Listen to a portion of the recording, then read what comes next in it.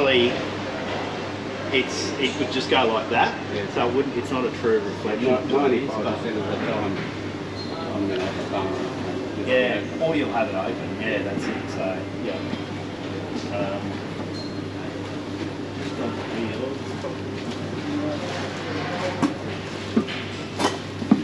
So they're the locating nuts there. Oh yes, yeah. So you've got 3 lefts and 3 rights. You're aware that you've got left-hand side. Yep. Right-hand Yep. side. So you've got a little L on, and so do these. They've got a little L. Oh yes, yep. Yeah. So basically, you pull that tyre off, you put the other one on, and then you go every second nut with these, which centralises it. I mean, there's only like 1.9 millimetre between like the 2 sides, so you can't get it too wrong. But this will just cruise it up 100%, and then put your other 3 in, tighten them up, and then pull those ones out, put that in, spot on. So that's what they are. I watched a video a while ago that Mr. DNA or something. Oh yeah. J&A, I think. Yeah. J&A, that's it. Yeah. He likes talking. So just with that then gives you a different size wheel nut, which is 32mm, so we provide that. You'll also have the Isuzu wheelbase in there as well, but it'll be a much bigger nut, 41mm nut.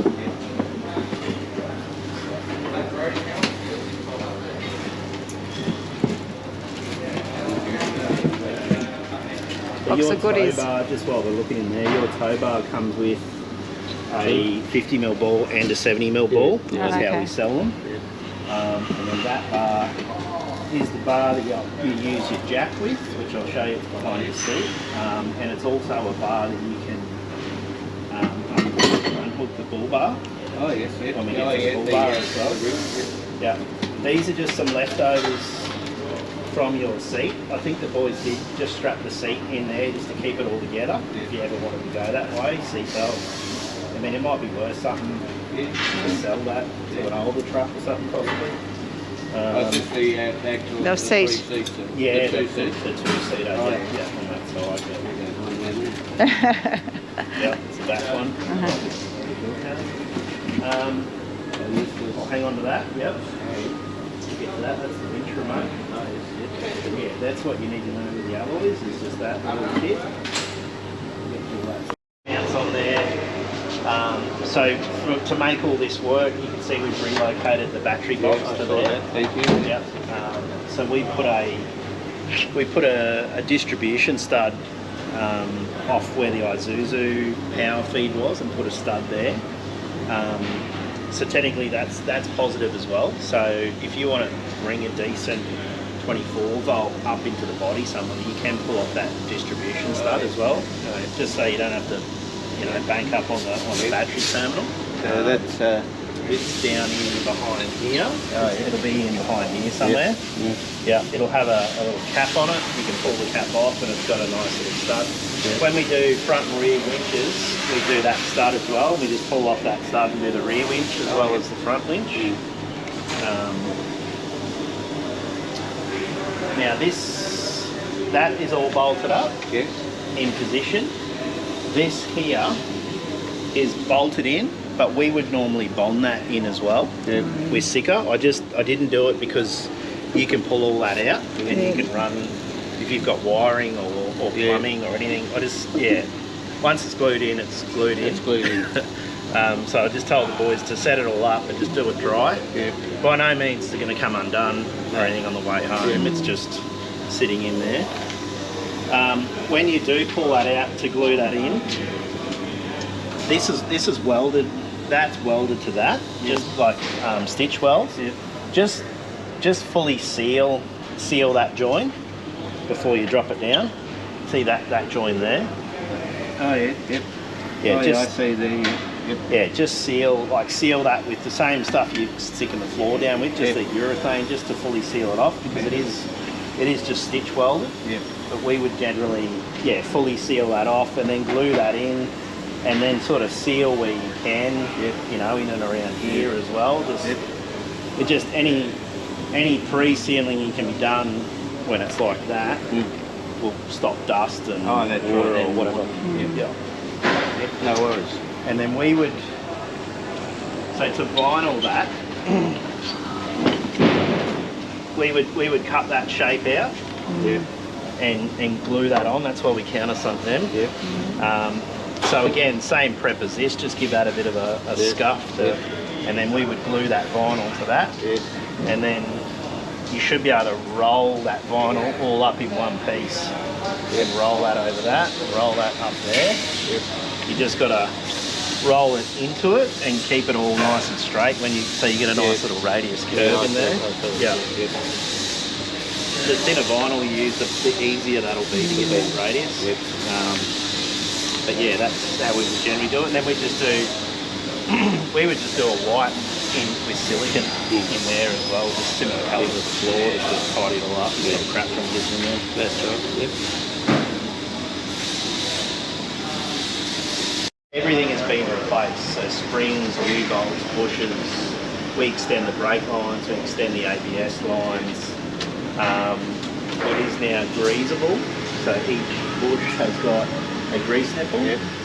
How often would you? Minimum every 10,000, probably every 5,000 if you take a little grease gun with you. Yep. Lithium-based grease is fine for that. Yep.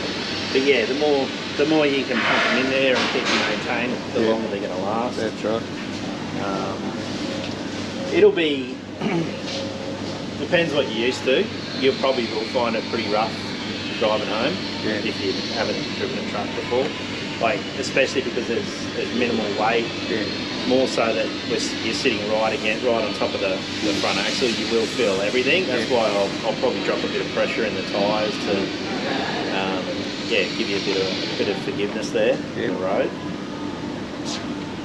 But here that you're trying to get back going on, just turn the key on so the lights come on. Push that button if it's front or rear tank, and then that's the primer. Oh yeah, Primer pump there. This one here. Yeah. So with the key on, it'll open the valve for the fuel, and you want to pump that. It'll be soft until it's rock hard. Yeah. When it's rock hard, it's got fuel to the common rail, and then that's where you go. It still might take a few little quick turnovers to do so. Did you have a list of things that you wanted to ask Chris, Mark? Was there anything else on that list? Tyres, like everyone, one of the main topics of all these trucks are the tyres. Yeah, I mean, from a comfort point of view, the 17-inch tyres with the 37s are the more comfortable tyre, but there's no steel. It's because there's no steel in the sidewall, so they would never carry the weight of this on the back, on that rear axle. So we need to go with a proper truck tyre to carry the weight. And really there's only the Goodride tyre or it's the Founders tyre, which is a mud tyre. So it's more of a true off-road tyre. If you're going to be 95% highway, this is the best choice by far for noise, cost, wear. So these will wear better because you've got more surface area on the road.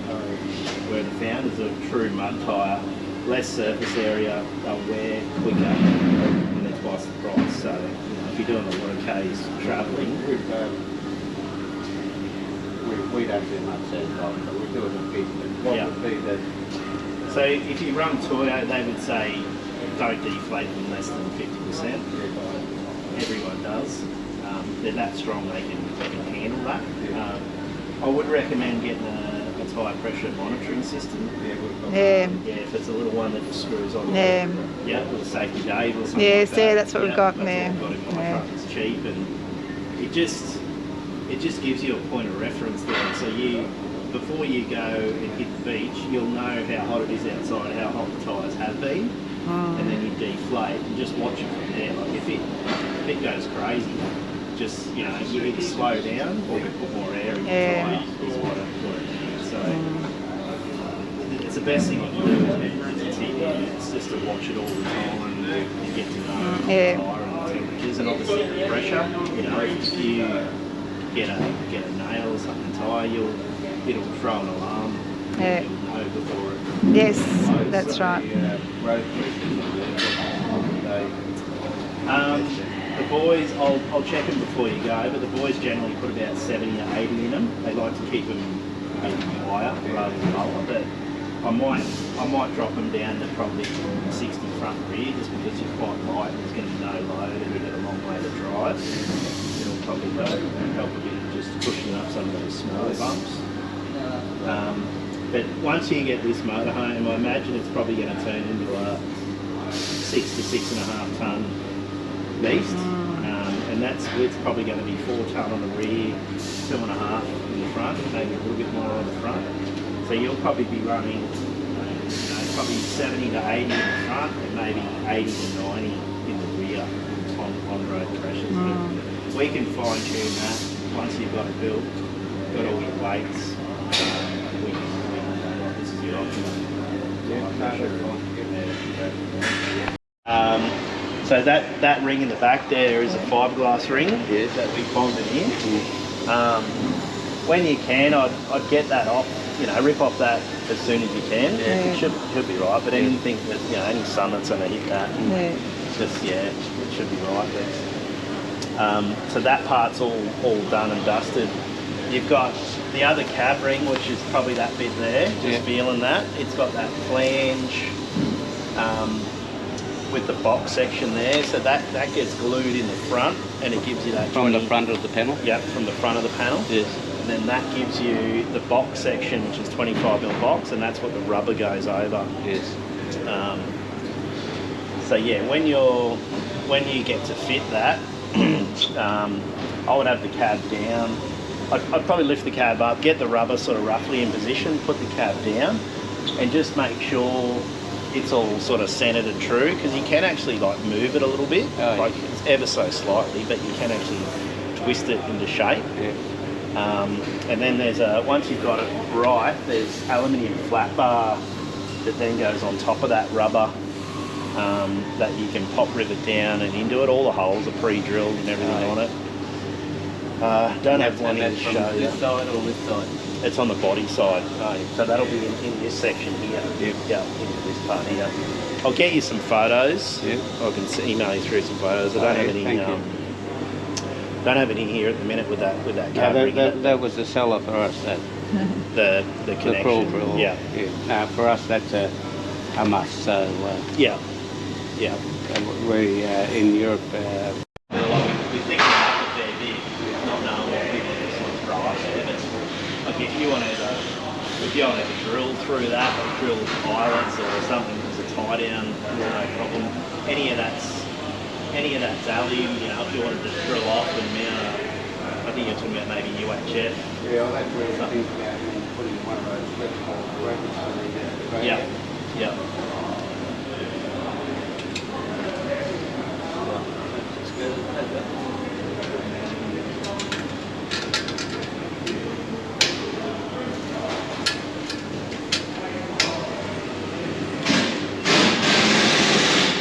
Shoulder operation about 9 weeks ago, so Okay.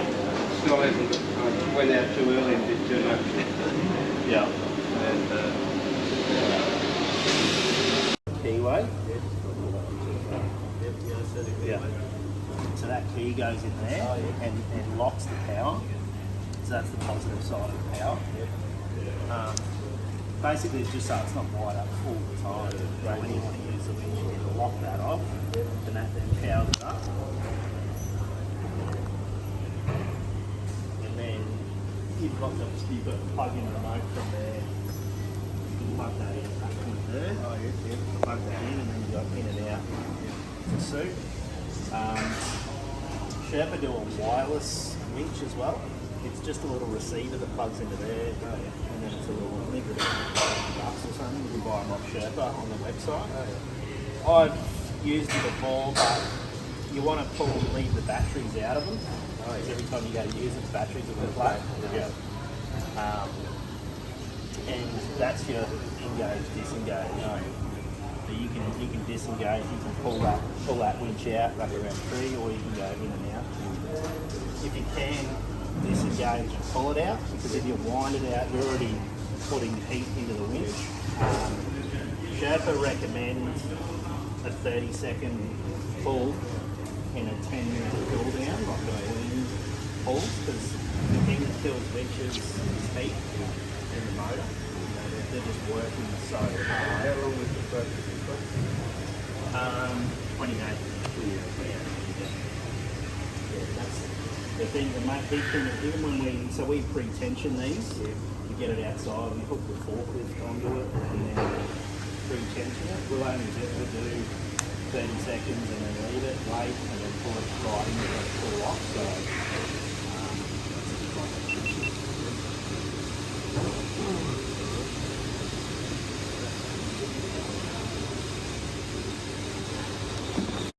sender on it as well.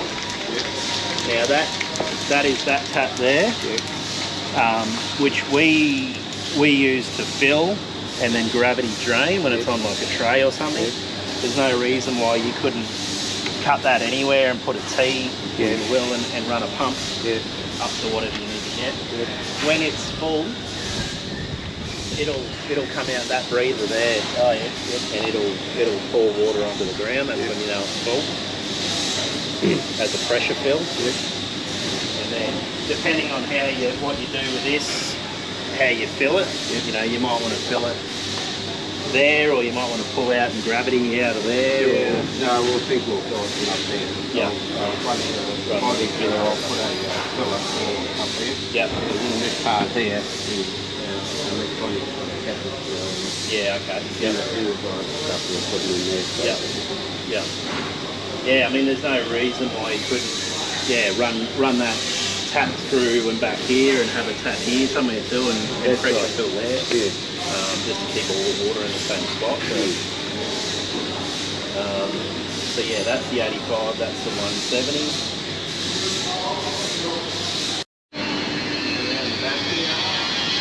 So it's 4.5 ton rated. Like I said before, comes with that 70 and a 50, 7-pin flat. So this is 12 volt lighting coming out of that. Yeah, I've got the reducer. There's a reducer as part of that. Again, they're your points at the rear. You won't have any drama pulling off then. So depends if you're going to run like D shackles, you can get like a 25mm D shackle in there, or if you're going to run soft shackles, Sabre off-road, do a decent... Yeah, they're just up the road from us. Yeah. A lot of people have been getting their recovery kits. There's a bit... some people say to get the 2200 kilos, some people say to get the 1600. Yeah. So I think he what seems to go. Lights with the steedies in the back. The switch to those steedies is here.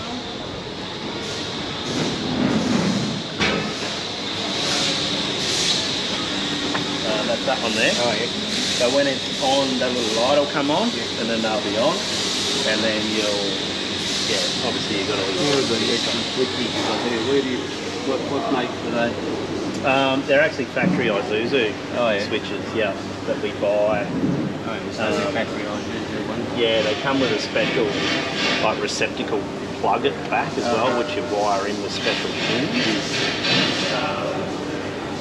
They generally just have that light symbol on them, just because they fit really nice, and people get a bit crazy with spotlights and put one on the top, some in the middle and some down the bottom, so we have like 1, 2, 3 if that's the case, and keep them all as lights. But we hardly drive at night. No, that's it. They should be on now at the back, and the blinkers on. Yep. Number plate lights, obviously, number plate holes, all pre-drilled in the rumble. You'll probably just have to notch your panel. That's what we're going to do. Or depend, you might be able to reroute some of that wiring. Does your panel go all the way down to the bottom? Yes. Yeah, okay. So you might have to, whether you cut that and maybe run it around the back here, it's probably something boys didn't think of, but you might have to just notch that little bit of bar out and slide that over it. Yeah, I see what you mean. Yeah. Could we cut that down there, or It'd be easier to cut the panel, like cut around the fiberglass, yeah, just slide that down. If it's coming all the way down to there at the back, or you could, whether you cut 25mm off it on that back panel maybe, and then cap it and have it up here a little bit away from it. I see what you mean. Yeah, you know, rather than coming right down to the bottom, you have it sit up a bit, because you wouldn't really notice it with this being there. But yeah, that could be a better idea. No, I'll think about that. Then you can flick that switch. It'll then go to the front tank, so it'll draw automatically. As soon as you flick that, it'll be on that front tank. But the gauge itself could take up to 10 minutes to creep up to balance while you're driving. But if you're at a standstill or pull over, you can flick that tank, you can turn the truck off and on, and then it'll go bang exactly where it needs to go. It's because we've got a CAN bus system, and it's got to find the sensor, and then it's got to tell the gauge to work, and then it's finally going to come up to where it's got to go. But don't be freaked out that it doesn't go there straight away. It just takes a little bit to go. And with they're just both genuine Isuzu filters. Yep. And that's the thing, when you go to service it, they'll only ever have one filter on their bomb that they need to pick for this type of service. So when you ring them, just say, look, it's coming up, whatever, 20,000 k service, I've got 2 fuel tanks, therefore I need an extra filter, because they're not clever enough to ring you up during the service and say, hey, do you want an extra filter? They'll just put one up, because it'll be an apprentice or something doing it. Wouldn't be the first that's what time. happens. We've got a lane group.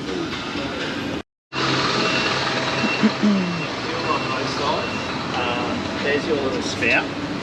We put it in there to make it easy and not drilling into the tank. No worries, thank you. So we're able to pull that out.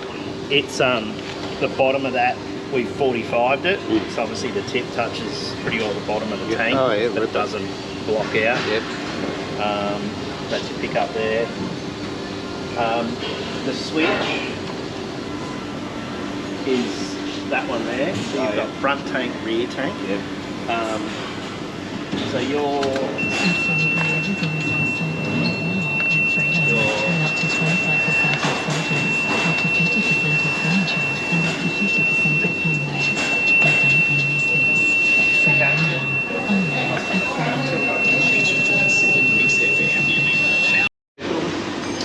air intake or the filter itself? No, the air intake. Yeah, there's nothing wrong with it. Like we do our snorkel, but there's really no benefit. There's no benefit. It's still not sealed because we use that same fitting. Same gasket. Yeah, it's only because we do it where we have ladders on our headboard. We need to fit it because it hits.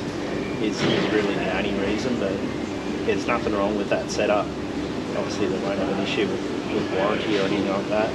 When we put the sorry, I'm distracted. So when we put the floor on here, we just got to rough this up a bit as we're gluing it down. Yeah, so it's been sanded with sort of 80 grit to adhere to that. But yeah, I would probably get 80 grit over it again just to knock off that shine.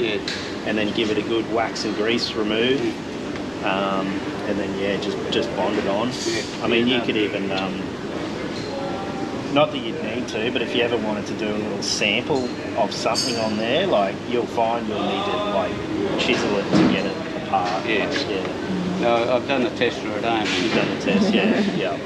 It's strong stuff. People that haven't used it before, don't trust it, but I mean, I've had to rip off. Like we glue down our bus air cons with it, not even any fixings, and we've had to replace them before, and it's like piano wire, like trying to cut it the inside, and a guy with a lever trying to use transfer case gearbox and both fuel tanks. So we'll come up with that. The fuel's isolated. Not that any fuel ever would, but if it does come up and over, it can't spill into any of these. Is the reason for that. The soundproofing is all done. They do the ceiling and that in the sound.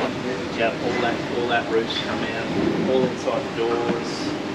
Yeah, not that you would have felt it before, but you can. There's hardly anything there when plant's not done. It makes a huge difference. Yeah, that car builder's place is not far from our place for supply. Yeah, okay, yep. Key. The other one will be a separate Isuzu key. Purely because we just order the tank from Isuzu and they'll give us the cap and key. It'll never match this one. I've heard of people going to taking both caps to like locksmiths and getting them matched, but yeah, it's just one of those things. It's a separate tank. It doesn't matter. So you've got 2 ignitions, 2 tank keys. You've got 2 fobs. There's pretty well all the keys on there.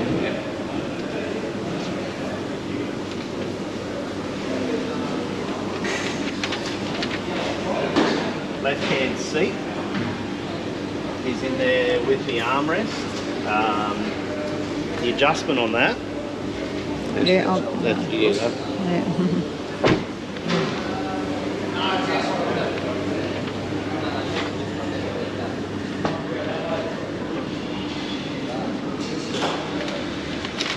So the adjustment on that's a bit tricky to get to. You might sort of pull it forward.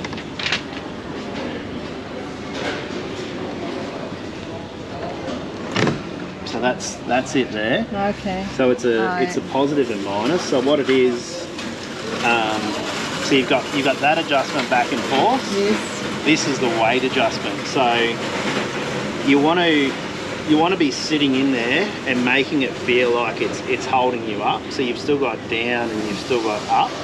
And it's actually good to do sort of while you're driving because you're sort of feeling those bumps as such. But if it's not high enough, you'll find yourself like bottom out and not have any movement at all.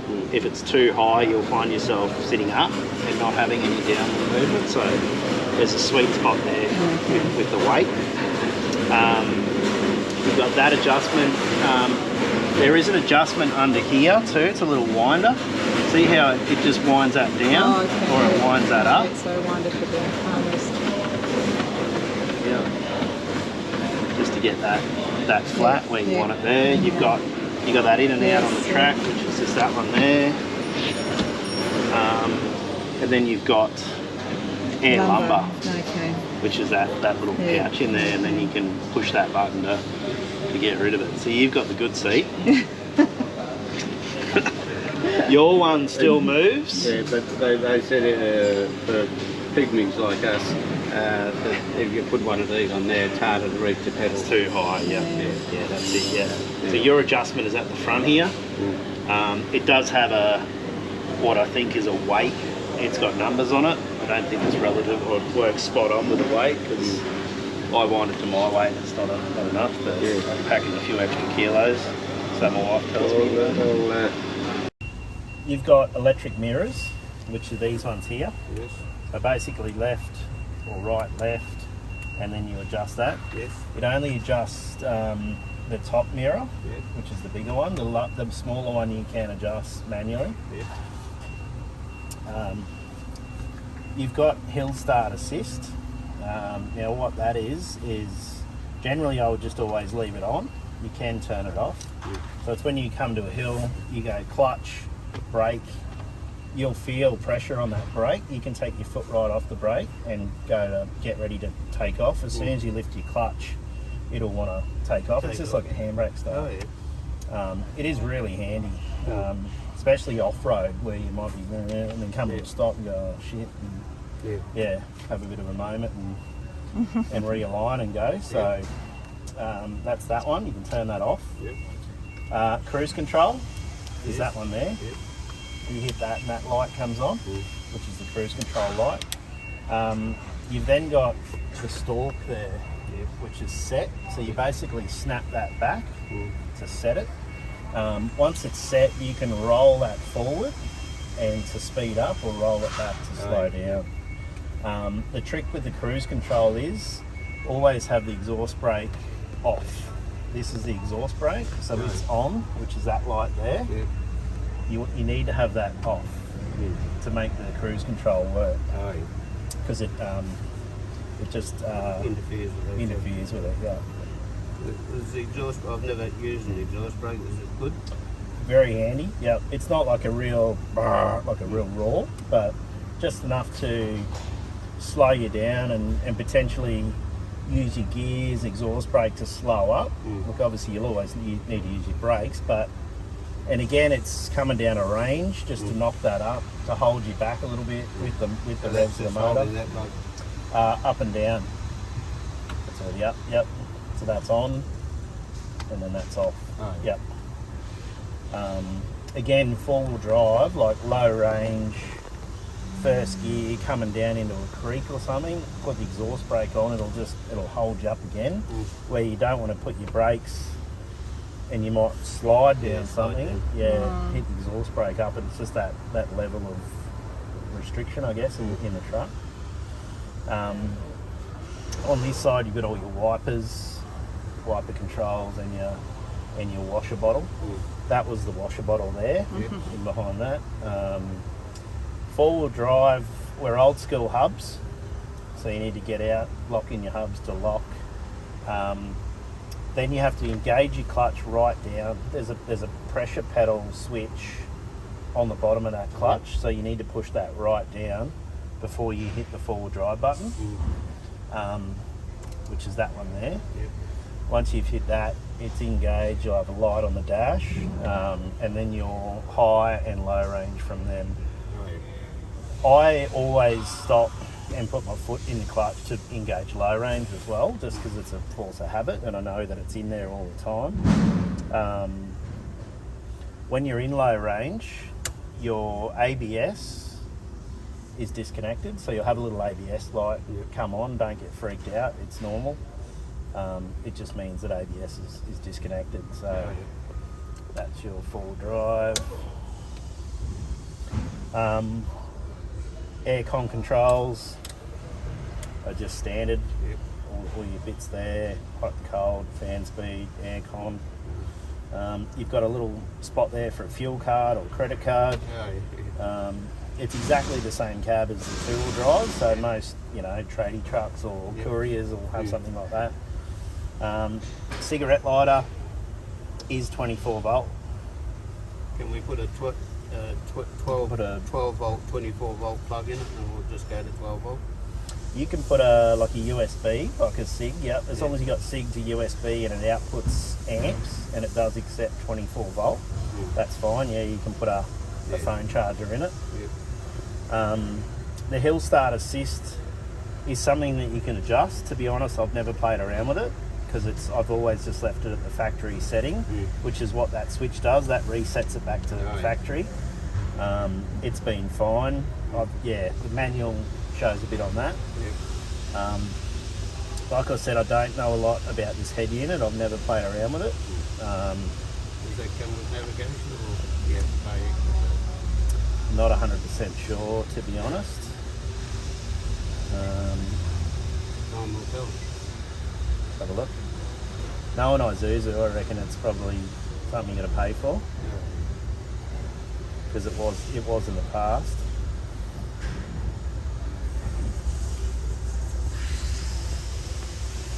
We might try and pair your phone, No. See how we go. Well, we've come to pick up the beast, finally. And we're all ready. Just putting down the tyre pressures to 60, just to give us a more comfortable ride home, because we're a bit light on. And we've got the original wheels and the seat and the call through at the back. So now we're going to go home in 3 days. So Chris has been helping us out, but it's been great.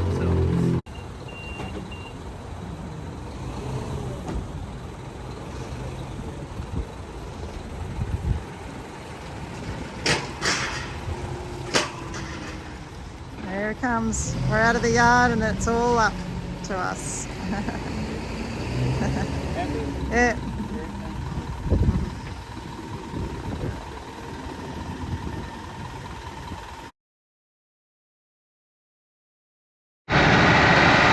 Well, this is our maiden voyage. Yes, good morning. How are you all, ladies and gentlemen?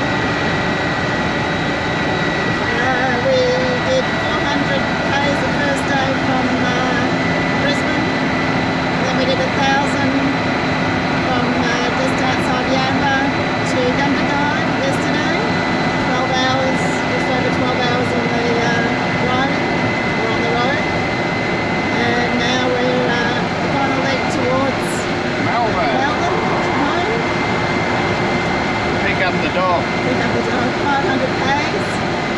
So yeah, it's a little bit noisy with our plastic insert there for the crawl through. So we managed okay. But other than that, the truck's been driving well. Yeah, it's been very good. Nice and comfortable. It's a truck, but it's good. Yeah. We're excited to get it home.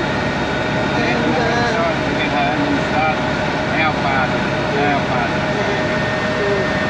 So had a few surprises with the media screen there.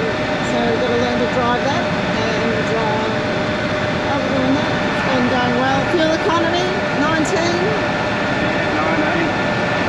So per 100. So it's all good.